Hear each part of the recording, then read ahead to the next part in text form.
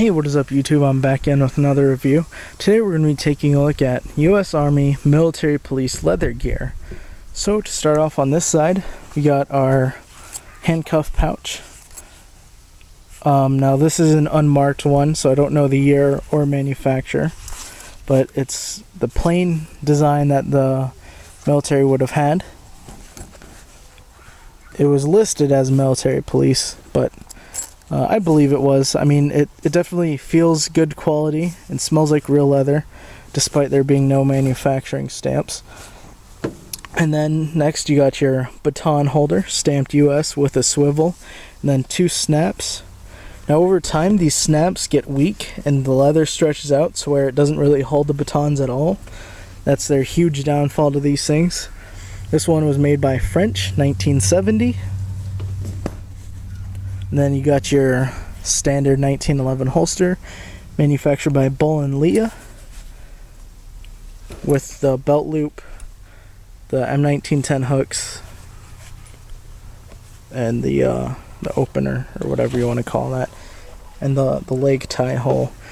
Then next you got your first aid dressing pouch, US 1987, unissued, with the pouch or a bandage in there. The Air Force had this style too, but they had a silver snap, but those ones are less common to find for Air Force. And then next you got your 1911 pouch, dated 1986, unissued, or your 1911 ammo pouch is what I should say. And there's the inside of there. Again, the Air Force had their own version of the silver snap one, but those ones are harder to find as well. Pretty much everything here, the Air Force has a style of it, but surprise, surprise, it's harder to find. Like, the Air Force had one just like this, but it had a single silver snap instead of 2. And I'm not sure what they had for handcuff pouches. Probably something that looked just like this. Also have a used baton holder. I have a few of these. These were originally being sold in a 2-pack, but then they sold out of them, and then I sold one of them. This one is made by Bull and Leah, 1967. But they put that stuff that makes it all shiny and look nice, but it's all cracked and worn out. And of course the leather's stretched, so it doesn't hold the batons as great. And I also have another unissued one, but yeah. So there is my US Army leather military police gear. They did have a suicide strap or a shoulder strap, but I don't have one.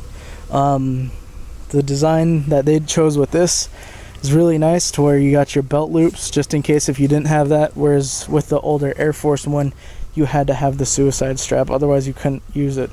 Back then this would have been worn with the garrison belt with a brass buckle. Back then only officers got duty belts, while enlisted had the garrison belts. Or if you were doing a Vietnam impression, then you could wear this whole ensemble with an M56 pistol belt. And I would replace, if you're going Vietnam with it, then I would replace this pouch with a M56 compass first aid pouch, because those work great as well, and they also did use them. So yeah guys, that's pretty much it for my review. Hope you guys enjoyed the review, hope you guys learned something new, and as always, have a nice day.